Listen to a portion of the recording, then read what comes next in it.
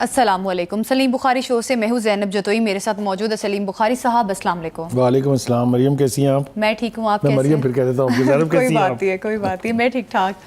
ناظرین, پروگرام کے پہلے حصے میں بات کریں گے پی ٹی آئی کا 26ویں آئینی ترمیم کے خلاف کیس جلد سننے کا مطالبہ. فواد چودھری نے پی ٹی آئی کے متعلق کچھ الزامات لگائے ہیں پی ٹی آئی کی لیڈرشپ کے بارے میں, اور دوسری جانب شیر افضل مروت بھی پاکستان تحریک انصاف سے نکالے جانے کے بعد کافی آگ بگولا دکھائی دے رہے ہیں. ایک طرف پی ٹی آئی کے اندر کے لوگ جن کو نکالا گیا ہے بانی پی ٹی آئی کی اجازت سے, ان کی جانب سے مختلف قسم کی سٹیٹمنٹس آ رہی ہیں. اب دیکھنا یہ ہے کہ پی ٹی آئی کے لیے کتنی خطرناک ہیں, اور پروگرام میں ساتھ ہی ساتھ بات ہوگی پی ٹی آئی کی اسٹیبلشمنٹ سے بیک ڈور مذاکرات کے حوالے سے بھی ذرائع کچھ بتا رہے ہیں. اس پر بھی ہم بخاری صاحب کا تجزیہ لیں گے کہ پی ٹی آئی کے لیے کیا کوئی آگے کوئی راستہ بنتا ہوا دکھائی دے رہا ہے. پروگرام میں ساتھ ہی ساتھ بات ہوگی نواز شریف کی ملکی سیاست میں واپسی. نواز شریف ایک بار پھر کافی متحرک بھی دکھائی دے رہے ہیں, اس پر بھی پروگرام میں بات ہوگی. پروگرام کے آخری حصے میں بات کریں گے ہم بھارتی جرسی پر لکھنے پر بھارت کافی زیادہ آگ بگولا ہے, اس پر بھی پروگرام میں بات ہوگی کہ بی سی سی آئی نے جو اعتراض اٹھایا تھا اس کا بھی کوئی فائدہ نہیں ہوا. بخاری صاحب, سب سے پہلے تو تحریک انصاف جو کہ ایک طرف تو اپنی ایک قانونی جنگ لڑ رہی ہے, اور دوسری طرف پاکستان تحریک انصاف سے نکالے گئے کچھ لوگ نہایت ہی بڑے اور سنگین نوعیت کے الزامات بھی لگا رہے ہیں. لیکن سب سے پہلے تو 26ویں آئینی ترمیم کے حوالے سے انہوں نے کہا ہے کہ ہمارا کیس جو ہے جلد سنا جائے.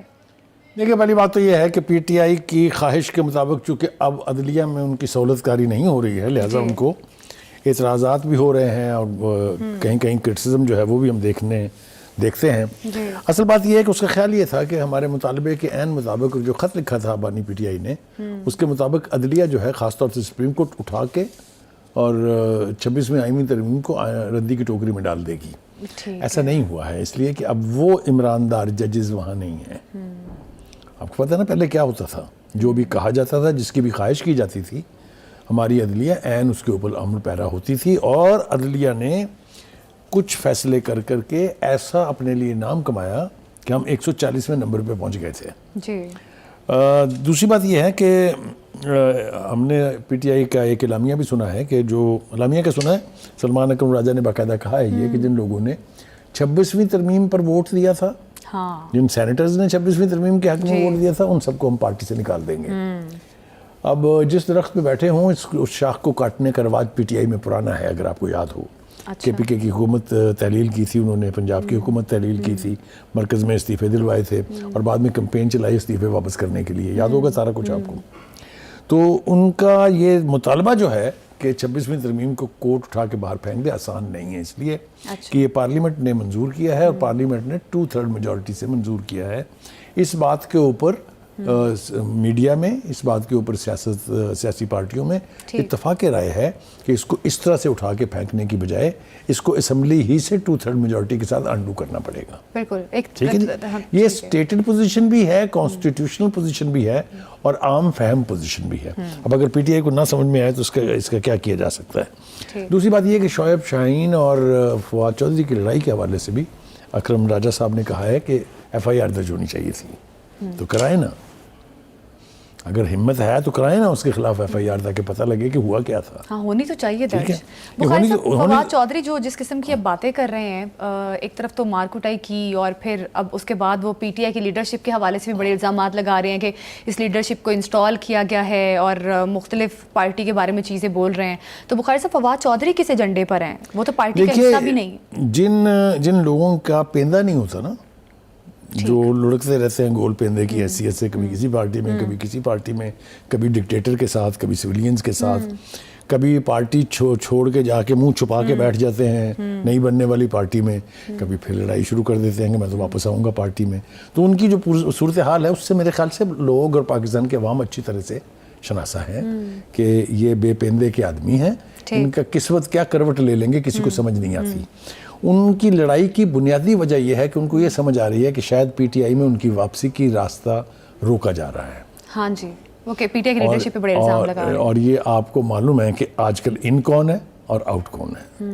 سلمان اکرم راجہ صاحب چونکہ ان ہے, لہٰذا ان کا خیال یہ ہے کہ ان کا راستہ روکا جا رہا ہے، اور یہی وجہ بنی ہے جو شعیب شاہین صاحب چونکہ سلمان اکرم راجہ کے دھڑے کے آدمی ہیں، اس لیے ان سے لڑائی کی، اور جو گفتگو وہاں ہوئی، جو الفاظ کا استعمال ہوا، وہ ناقابل بیان ہے۔ وہ یہ بھی کہہ رہے ہیں کہ موجودہ لیڈرشپ بانی پی ٹی آئی کو جیل میں رکھنے کے حوالے سے آمادہ ہے، اور اب آپ دیکھیں گے ان کا کوئی سیاسی دشمن نہیں کہہ رہا، یہ وہ کہہ رہے ہیں جو اس وقت پارٹی کے اندر داخل ہونے کی کوششوں میں اپنے آپ کو more loyal then the king بنانے کے چکر میں ہیں، یہ ان کا بیان ہے۔ وہ تو ایسے کر کے اپنے آپ کو مور ایکسپوز کر رہے ہیں۔ ہاں، نہیں، وہ پارٹی کیسے ریئیکٹ کرتی ہے اس کے اوپر، یہ تو اب آنے والے دن۔ دوسری بات یہ ہے کہ سلمان اکرم راجہ صاحب کو ایک اور اعتراض بھی ہے، جی، وہ یہ ہے کہ جی ہمارے مقدمات جو ہیں وہ نئے اپوائنٹڈ ججز کو دیے جا رہے ہیں، یعنی وہ کہنا، دوسرے لفظوں میں یہ کہہ رہے ہیں کہ ہمارا کیس جو ہے وہ ہماری مرضی کے جج کے پاس بھیجیں، آپ کسی اور کے پاس نہیں جائے۔ جج ہوتا ہے، بالکل، جج اپنے فیصلوں کی روشنی میں جانا اور پرکھا جاتا ہے۔ پرووربیل سیئنگ ہے نا لاء کے بارے میں جورسپروڈنس میں کہ ججز don't speak, their decisions speak. Exactly, تو بھائی جانے تو دیں، ابھی تو کیس گیا ہی نہیں ان کے پاس، آپ کو ابھی سے تکلیف ہے۔ آپ کا خیال یہ ہے کہ وہاں وہ جج ہونا چاہیے جو ہم چاہیں، اور فیصلہ بھی وہ آنا چاہیے جو ہم چاہیں۔ یہ ہونے کا دور اب بیت گیا، اب وہاں نہ کوئی ثاقب نثار ہے، نہ وہاں کوئی آصف سعید کھوسہ ہے، نہ وہاں کوئی گلزار ہے، نہ وہاں کوئی عمر رضا بندیال ہے۔ تھوڑا صورتحال بدل گئی ہے نا، ground level realities have changed, reconcile with them نا، کہ اب آپ کی مرضی کی سہولت کاری نہیں ہوگی، اور ہونی بھی نہیں چاہیے۔ وہ ان کی مرضی کے تو ٹھیک ہے، سہولت کاری نہیں ہونی چاہیے، لیکن علیمہ خان صاحبہ کہہ رہی ہیں کہ اڈیالہ جیل کے باہر انہوں نے میڈیا سے بات بھی کی ہے کہ ہم انتظار کرتے رہے اور بانی پی ٹی آئی سے ملنے نہیں دیا جا رہا۔ یہ بھی پی ٹی آئی شکوہ کناہ ہے گورنمنٹ سے کہ ہمیں اگر اب بھی شکوہ کناہ ہے پی ٹی آئی، جنہوں نے اڈیالہ جیل کو باقاعدہ پی ٹی آئی کا سیکریٹریٹ بنایا ہوا ہے، تو پھر اللہ ہی حافظ ہے۔ اس کا مطلب یہ ہے کہ وہاں سے قیدیوں ویدیوں کو نکال کے ان سارے لیڈروں کو ان کے ساتھ بند کر دینا چاہیے، تاکہ ہر وقت ملتے رہیں۔ کوئی خدا کے واسطے کوئی جیل مینول ہے یار، کوئی طریقہ کار بھی تو ہے نا۔ مطلب آپ ان کے کنٹمپریریز یا ان سے پہلے کے جو سیاستدان تھے، بڑے بڑے سینئر سیاستدان تھے، جیلوں میں رہے ہیں، آپ کے سامنے ہے نا۔ آپ کے تو دور میں مریم جیل میں تھی، نواز شریف جیل میں تھا، کیا سلوک ہوا تھا؟ آپ کے دور میں زرداری جیل میں تھا، ان کی بہن فریال تارپور جیل میں تھی، کیا سلوک ہوا ان کے ساتھ؟ عید کی رات کو آپ فریال تارپور کو گھسیٹ کے بیمار عورت کو اور لا کے آپ نے جیل میں بند کر دیا۔ آپ نے باپ کے سامنے بیٹی کو حال پوچھنے آئی، باپ کا وہاں سے گرفتار آپ کر کے لے گئے۔ آپ کو شرم نہیں آتی ان لوگوں کو اس قسم کے دعوے اور بیان کرتے ہوئے اور مطالبات کرتے ہوئے؟ اپنا ذرا ماضی تو دیکھیں، آئینہ تو دیکھیں ذرا۔ تو مطلب کہنے کا یہ ہے کہ مطالبات تو اپنی جگہ ہیں، یہ ملنے نہیں دیا جا رہا ابھی بھی۔ یعنی جتنی ملاقاتیں بانی پی ٹی آئی کی ہیں، اتنی پوری جیل کے باقی کے انمیٹس کی نہیں ہیں۔ تو بھئی پھر اور کیا کریں؟ سابق وزیر اعظم جو ہے تو سابق وزیر اعظم کیا انسان نہیں ہوتا؟ کیا پاکستانی نہیں ہوتا؟ اور نواز شریف کیا تھے؟ آصف زرداری کیا تھے؟ پریزیڈنٹ تھے۔ بے نظیر کیا تھی؟ پرائم منسٹر تھیں۔ تو مطلب یہ کوئی نئے پرائم منسٹر ہیں یا یہ اوپر سے اترے ہیں؟ تو وہی سلوک ہونا چاہیے جو سب کے ساتھ ہوتا ہے۔ Any way, having said that, دیکھیے ایک اور تکلیف دہ بات ہے، وہ یہ کہ پوری پارٹی یہ پروپیگنڈا کرتی رہی ہے ریسنٹ ڈیز میں بھی اور پچھلے 2 سال سے، کہ بانی کے ساتھ جیل میں سلوک ٹھیک نہیں ہو رہا، ہاں جی، ان کو سہولتیں نہیں مل رہی، ٹھیک ہے، وہ بیمار ہیں، بجلی بند کر دی جاتی ہے، آئسولیشن میں ہیں۔ ذرا دیکھیے ان کی بہن صاحبہ کیا فرما رہی ہیں آج، ہے نا آپ کے سامنے بھی۔ بالکل، انہوں نے کہا ہے کہ وہ بالکل جس طرح سے خبریں پھیلائی جا رہی تھی کہ ان کی طبیعت کوئی ناساز ہے، ایسا نہیں ہے، ان کی طبیعت بالکل ٹھیک ہے۔ انہوں نے پارٹی کے تمام دعووں کی تردید کرتے ہوئے یہ کہا کہ انہیں جیل میں تمام سہولتیں میسر ہیں۔ اب آپ مجھے بتائیے اپنے زینب، which part of the statement should we trust؟ ایک طرف ہمیں آگے بتایا جا رہا ہے کہ وہ تو جی شیر کی طرح سے دبنگ ہے اور کہہ رہے ہیں کہ میں کروں گا مقدمات کا فیصلہ، رہوں گا جیل میں، کوئی کمپرومائز نہیں کروں گا، ایک طرف یہ ہے۔ دوسری طرف ان کی قسم پرسی کی داستانیں ہمیں سنائی جاتی ہیں، ان کا دانہ پانی بند ہے، ان کو آئسولیشن میں رکھ دیں، خود بشرا بیوی سے ملنے نہیں دیا جا رہا، یہ بھی کہا جا رہا ہے پی ٹی آئی۔ اب دیکھیں نا، اب جیلیں جو ہیں وہ تو جیلیں ہوتی ہیں نا، وہ میاں بیوی کی جگہ تو نہیں ہوتی، وہ جو جیل مینول اجازت دے گا صرف اسی کے مطابق یعنی ملاقاتیں ہوں گی نا، out of the turn, out of the way ملاقاتیں نہیں ہو سکتی۔ ایک تو یہ بات ہے۔ دوسری بات یہ ہے کہ ان کا خیال یہ ہے، علیمہ بی بی نے جو بات کی ہے کہ جی بشرا بی بی کو نہیں ملنے دیا جا رہا اور ان کو آئسولیشن میں رکھا ہوا ہے، اور انہوں نے اس کا جواز بھی بتایا ہے کہ وہ چاہتے ہیں کہ پہلے بشرا بی بی کو بریک کریں، یعنی توڑیں، ان کا حوصلہ پست کریں، اور تاکہ بانی پی ٹی آئی کے اوپر دباؤ بڑھایا جا سکے۔ اس قسم کے ٹیکٹسز خود بانی پی ٹی آئی نے بھی استعمال کیے ہوئے ہیں، جو لمحے ہوتے رہے ہیں، اور یہ چاہے ملٹری ڈکٹیٹرشپ ہو یا چاہے سویلین گورنمنٹ ہو، जेल में कोई राजी नहीं रह सकता.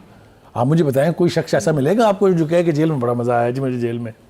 जेल तो जेल होती है ना, जेल को घर तो नहीं समझा जा जाहिर है, जितनी सकता ना जेल को घर बनाया जा तो सकता जेल है. ठीक है अच्छा जनाब. बुखारी साहब, अब सबसे अहम बात, ये तो सारी जो आज की सियासी डेवलपमेंट्स हो रही हैं, पीटीआई को लेकर भी मुख्तलिफ किस्म के बयानात पे हम बात कर रहे थे. बुखारी साहब, सबसे इंपॉर्टेंट ये कि जो इस्टेब्लिशमेंट से बातचीत के हवाले से भी चेमोगोइयाँ की जा रही हैं कि शायद पीटीआई की फिर से बैकडोर मुज़ाकरात हो रहे हैं, इसमें कितनी सच्चाई है? देखिए ये इसमें सच्चाई है या नहीं है ये मैं और आप फैसला नहीं कर सकते, लेकिन मुझे इस बात बारे में कोई इबाम नहीं है कि पीटीआई मरी जा रही है फौजी क़यादत से गुफ्तगू करने के लिए. अच्छा, एक खत, दूसरा खत, तीसरा खत, चौथा लिखा जा रहा है बेपनाह बेर. आपको याद हो आपको याद हो एक पेशावर में मुलाकात क्या हो गई थी सिक्योरिटी के हवाले से, क्या हाइप क्रिएट की गई थी उसकी याद नहीं है आपको? उस हाइप के चक्कर में उन्होंने मुज़ाकरात की टेबल को ठुकरा दिया, ठोकर मार के एक तरफ हो गए कि अब तो हम बात करेंगे उन्हीं से जिनके पास इख्तियार है. उससे पहले भी कह रहे थे वही कि इस मुज़ाकरात में भी उनको बिठाएं जिनके पास ताकत है. शॉर्ट ब्रेक लेते हैं, हमारे साथ ही रहिएगा.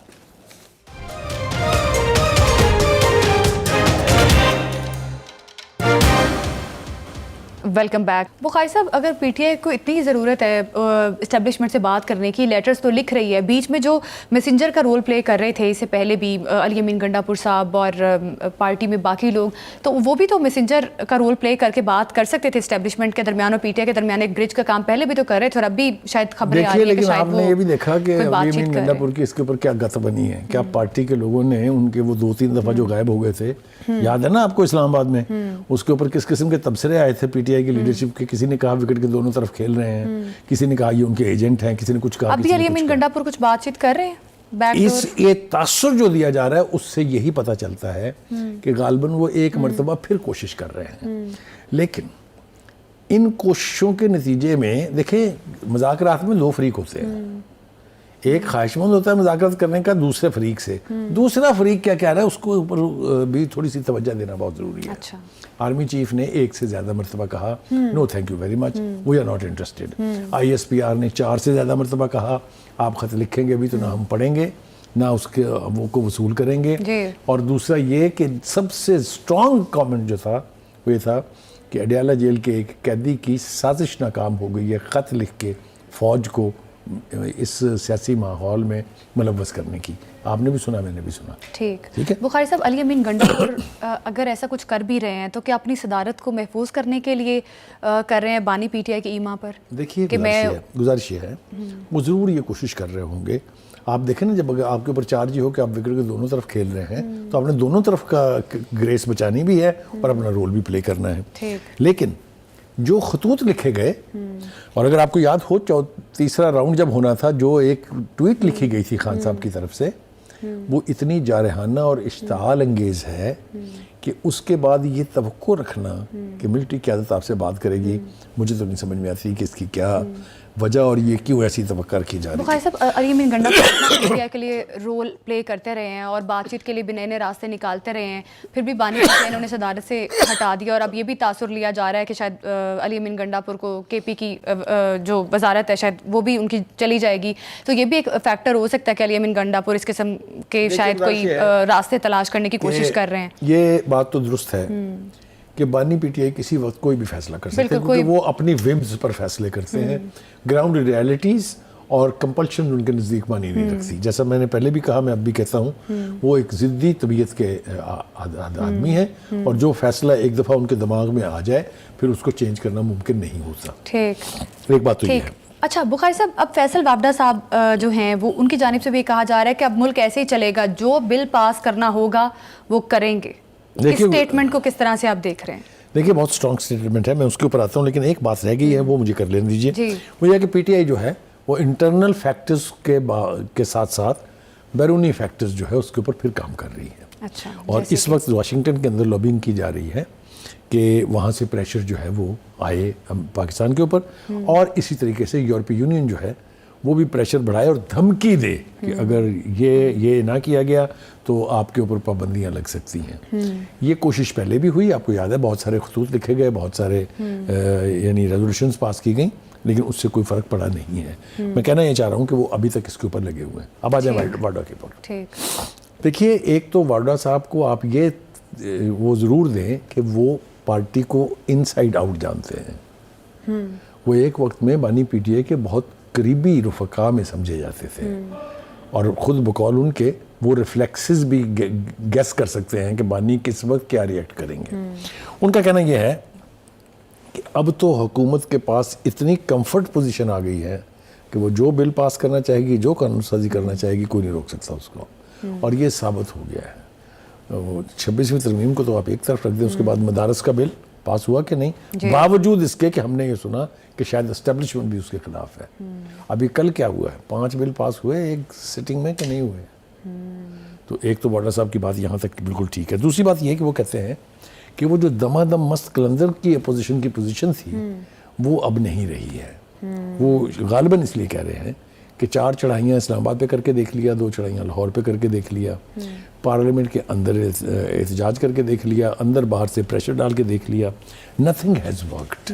تو میرے خیال سے وہ اس حد تک تو بالکل ٹھیک ہے جو وہ کہہ رہے ہیں. ٹھیک. اب آ جائیں نا مولانا. ہاں جی, مولانا فضل الرحمان نے بھی بڑی دھماکے دار قسم کی تقریر کی ہے, اس بارے میں بھی دیکھیے مولانا صاحب جو ہیں وہ پاکستان کی پولیٹکس میں آج سے ان نہیں ہیں, بلکہ ان کے جو فادر تھے مولانا مفتی محمود, وہ بھی بھٹو جیسے شخص کے دور میں لیڈر آف دا اپوزیشن تھے اور بہت زیرک سیاستدان تھے. وہ اسی طرح سے مولانا صاحب کو بھی آپ انڈر ایسٹیمیٹ نہیں کر سکتے ہیں.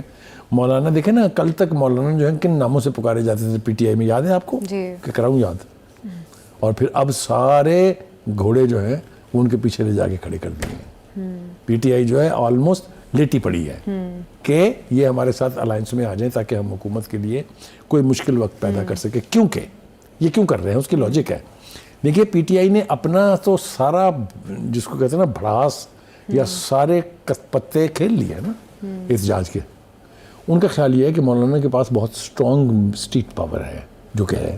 اچھا, آپ کو یاد نہیں ہے اسلام آباد کے باہر جو دھرنا دیا تھا مولانا نے, انتہائی شدید موسم میں جب بارش برس رہی تھی مسلسل گھنٹوں, سردی کا موسم تھا, ایک شخص نے اپنا پیر نہیں ہلایا وہاں سے. بالکل ایسے یاد ہے نا. اس کے علاوہ اگر میں ریکال کروں تو کئی ملین مارچ کر چکے ہیں وہ, چاہے وہ کراچی میں تھے, چاہے بلوچستان میں تھے, چاہے کے پی کے میں تھے. تو مولانا ایک بڑے سٹیک ہولڈر تو ہیں اس سسٹم کے, اس میں کوئی دو رائے نہیں ہے. وہ اس وقت حکومت کو بھی پریشرائز کر رہے ہیں کیونکہ ابھی انہوں نے بہت سارے کام کروانے ہیں. ابھی یہ جو بل ہے مدارس کا, یہ صوبوں سے پاس ہونا ہے. صوبوں میں کس کی حکومت ہے, ایک میں پیپلز پارٹی کی ہے, دوسرے بڑے صوبے میں پنجاب میں پی ایم این کی ہے, کولیشن ہے وہاں بلوچستان میں آپ کے سامنے ہے. تو کہنے کا مطلب یہ ہے کہ وہ ان کو پتا ہے کہ میں نے اپنے کارڈ کیسے کھیلنے ہیں. دوسری طرف وہ کہہ رہے ہیں کہ جی 2018 کے الیکشن کو بھی ہم نے تسلیم نہیں کیا تھا. تو اب آپ مجھے بتائیے پی ٹی آئی والے کیا کہتے ہوں گے اس بات پہ. وہ کہہ رہے ہیں نا کہ 2018 کا الیکشن بھی فراڈ تھا, دھاندلی ہوئی تھی, مینڈیٹ چرایا گیا تھا. بخاری صاحب یہ جس قسم کی تقریر مولانا صاحب نے کی ہے اور بہت سارے مختلف قسم کی آراء بھی سامنے آ رہی ہیں کہ شاید مولانا پی ٹی آئی کے ساتھ شامل ہونے جا رہے ہیں یا گورنمنٹ کے ساتھ جو ان کی ناراضگی ہے وہی آپ والی بات کہ شاید ابھی انہوں نے مدارس والا بل پاس کروانا ہے یا اس کی انیکٹمنٹ والا سارا معاملہ ابھی وہ بھی ڈیلے ہے. تو بخاری صاحب مولانا صاحب کے بارے میں کیا پریڈکٹ کریں گے آپ, کیا مولانا صاحب پی ٹی آئی کے ساتھ ایک فورم پہ جا سکتے ہیں؟ کیونکہ پی ٹی آئی تو اس وقت اپنے لیے راستے تلاش کر رہی ہے, وہ تو ان کے لیے تو ون ون والی سچویشن ہوگی, مولانا ساتھ ان کے چلے جاتے ہیں. تو پہلی بات تو یہ ہے کہ اگر ہم ریئلسٹیکلی جائزہ لیں تو جو مولانا کا یہ دعویٰ ہے کہ میرا مینڈیٹ چرایا گیا ہے, وہ تو کے پی کے میں چرایا گیا ہے. بالکل. تو وہ کس نے چرایا ہے؟ تو ان کے ساتھ آپ کا خیال ہے کہ وہ جا کے شامل ہو جائیں گے یا ان کے ساتھ وہ اتحاد بنا لیں گے؟ اچھا, ان کو رعایت کہاں سے ملے گی؟ ان کی مرضی کی لیجسلیشن مدرسوں کے حوالے سے کہاں سے ہوگی؟ تو مجھے تو کوئی جواز نہیں لگا. مجھے تو مطلب اگر میں محتاط لفظ استعمال کروں تو مجھے تو بہت ترس آتا ہے پی ٹی آئی کی اس لیڈرشپ پر جو یہ سمجھ رہے ہیں کہ مولانا غالباً ان کے ساتھ مل کے حکومت کی ایسی تیسی اینٹ سے اینٹ بجا دیں گے. ایسا کچھ ہونے نہیں جا رہا ہے. لیکن before we complete, ایک تو انہوں نے کہا ہے کہ امریکہ اور نیٹو نام نہاد عالمی دہشت گردی کے خلاف اتحادی بن گئے ہیں اور عالمی ادارے پاکستان میں یعنی مداخلت کر رہے ہیں, اور انہی جو مدارس کا لا بنا ہے اس کے اوپر بھی وہ کہتے ہیں کہ ان کو پیٹ میں بہت مروڑ اٹھ رہے ہیں. اور دوسرا یہ کہ انہوں نے وہ بات کہی ہے جو اب تک ہماری حکومت کو توفیق نہیں ہوئی ہے کہنے کی, وہ یہ کہ ٹرمپ کون ہوتا ہے کسی ملک کے اوپر قبضہ کرنے کا خواب دیکھنے والا. کاش میرے پرائم منسٹر نے بھی یہ کہا ہوتا، کاش اس وقت جو حکومت ہے اس کی طرف سے ایک اسٹرانگ بیان آیا ہوتا امریکہ کے صدر کے اس نان سینسیکل اور احمقانہ حرکت پر، تو میں ایز اے پاکستانی بہت کہ ٹرمپ کے پاس کوئی ایسی اتھارٹی نہیں ہے اور نہ ہی ٹرمپ کو چھوڑتا ہے کہ وہ فلسطین پر قبضہ کرے. اس قسم کی اسٹرانگ اسٹیٹمنٹ میرا خیال ہے باقی بھی اسلامی ممالک کو اپنانی چاہیے. اب ایک شارٹ بریک لیتے ہیں، ہمارے ساتھ ہی رہیے گا.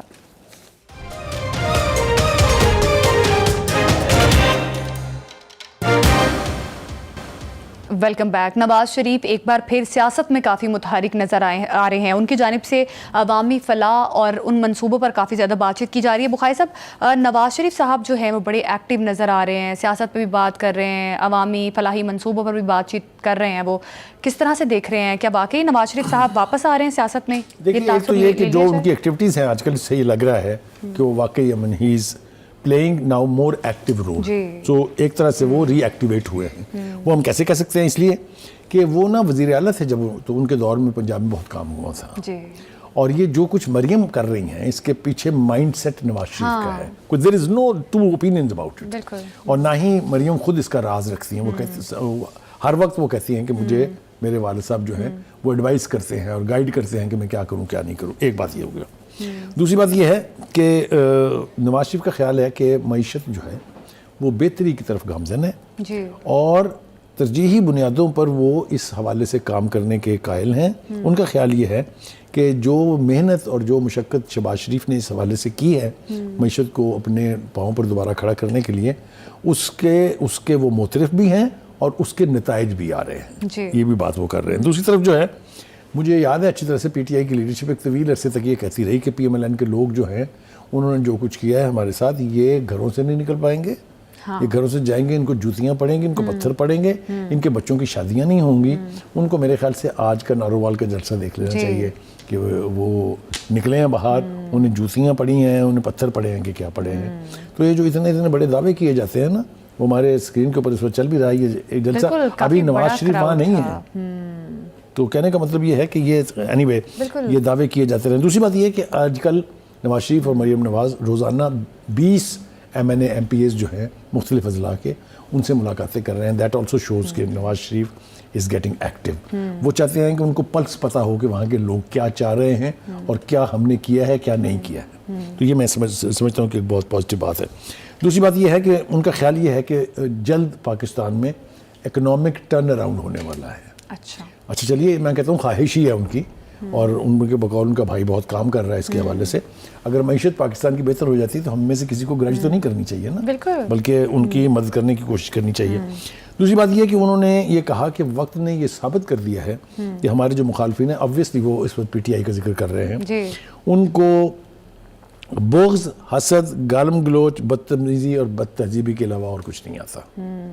یہ انہوں نے اس حوالے سے کہا ہے کہ سوشل میڈیا کے اوپر جو کچھ ہوتا رہا ہے، یہ وقت نہیں ہے اس وقت ہمارے پاس زیادہ اس کو ریکال کرنے کا. مخالفین جو ہیں وہ حسد بغض کے علاوہ کچھ نہیں آتا. مریم نواز صاحبہ نے یہ بات تو کی ہے، لیکن کچھ مخالفین جو ہیں وہ یہ بھی کہہ رہے ہیں کہ نواز شریف کو غلط نکالا گیا، کسی کو کوئی شک نہیں. تو یہ شیر افضل مروت صاحب نے کہا ہے. جی بخاری صاحب، اب شیر افضل مروت صاحب بیچارے خود بھی نکالے گئے ہیں، اب وہ کہہ رہے ہیں کہ نواز شریف صاحب کو بھی غلط نکالا ہے. اگر آپ مجھ سے ایمانداری سے پوچھیں تو یہ جو کچھ بھی انہوں نے کہا ہے، it's an open charge sheet against بانی پی ٹی آئی، کیونکہ یہ انہوں نے کروایا تھا اور ان کی خواہش کے اوپر ہوا تھا.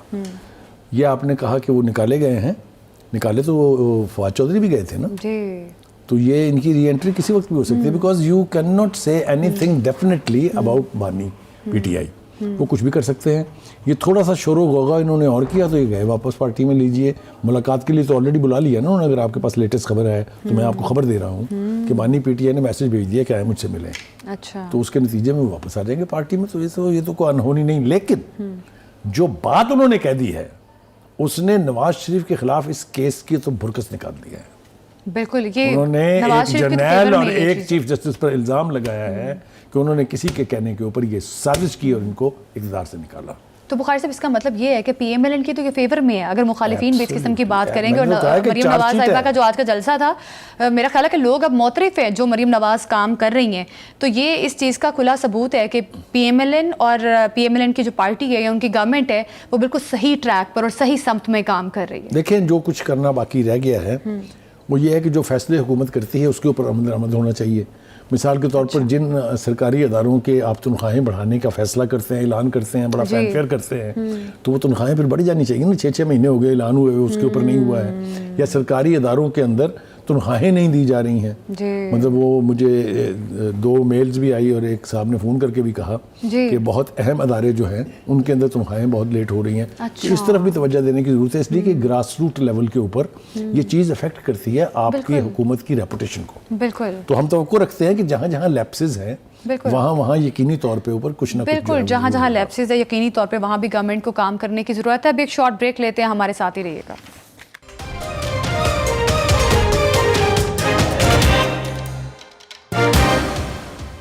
Welcome back. بھارتی ٹیم کی جرسی پر پاکستان لکھ دیا، جس پر بھارتی ٹیم جو ہے وہ کافی آگ بگولا ہے.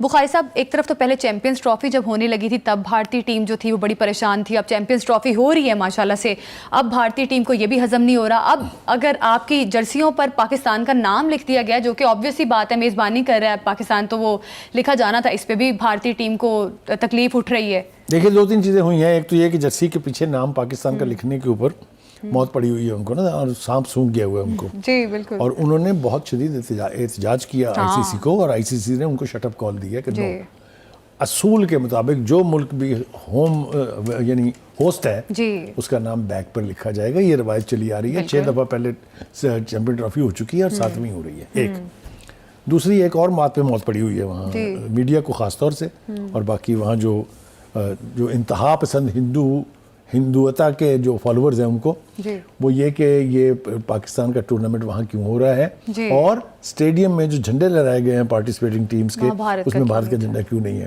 وہ الو کے کانوں. یہ بتاؤ کہ جہاں آپ کھیلنے آ ہی نہیں رہے وہاں آپ کا جھنڈا کیوں لگایا جائے؟ آپ کے باپ کا ملک ہے. بالکل. یہاں آپ نے طے کرنا ہے کہ ہم کیا کریں گے. آئی سی سی کے رولز تو ہم اپلائی کر رہے ہیں نا سارے. حسد اور بغض میں انتہی ہو گئی ہے بھارتی ٹیم. وہ تو ہمیشہ سے ہے نا. مطلب ہے مسلمانوں سے خار کھانا اور پاکستان سے خاص طور سے خار کھانا یہ بی جے پی کے اور اس کے فالوور کے خون میں ہے. بالکل. یہ جو انتہا پسندی ہے، یہ آر ایس ایس جو ہے اس کے جتنے بھی ونگز اور جتنے بھی اس کے انسٹرومنٹس ہیں وہ سارے اینٹی پاکستان پروپیگنڈا جو ہے وہ اس شد و مد کے ساتھ، یعنی اس ایفرٹ کے ساتھ، بڑی ایفرٹ کے ساتھ جو ہے وہ پھیلاتے رہتے ہیں تاکہ وہاں کا نوجوان جو ہے اس کو گمراہ کیا جا سکے. لیکن اس تمام تر پروپیگنڈے کے باوجود ہندوستان ایک تو اس بات میں ناکام ہوا کہ چیمپئنز ٹرافی پاکستان سے کہیں اور موو کر دی. بھرپور کوشش کی. ایک کامیابی انہیں ضرور ہوئی کہ انہوں نے آئی سی سی سے اپنا انفلوئنس استعمال کر کے ہائیبرڈ ماڈل جو ہے وہ یعنی اس کا فیصلہ کروا لیا، اور انڈیا کے تمام میچز جو ہیں وہ پاکستان سے باہر ہو رہے ہیں، یعنی دبئی میں ہو رہے ہیں. یہاں تک تو بات ٹھیک ہے، لیکن ادروائز ہندوستان کے پیٹ میں مروڑ اٹھ رہے ہیں، اٹھتے رہیں گے اور بہت دیر تک اٹھتے رہیں گے. اور اگر کہیں پاکستان یہ ٹرافی جیت گیا تو سوچو کیا گزرے گی. منظرنامہ ہی بدل جائے گا پھر تو. جو چیمپئنز ٹرافی کے انعقاد پہ اتنے پریشان ہیں، جو ایک پاکستان کا نام ان کی جرسی پہ لکھا گیا وہ اتنے پریشان ہیں، تو چیمپئنز ٹرافی یقینی طور پہ پاکستان کے نام ہوگی، کیونکہ پاکستان جو ہے بھرپور محنت کر رہا ہے اور محنت کا صلہ پھر ضرور ملتا ہے. پروگرام سے ابھی دیجیے ہمیں اجازت، کل پھر ملاقات ہوگی. اللہ حافظ.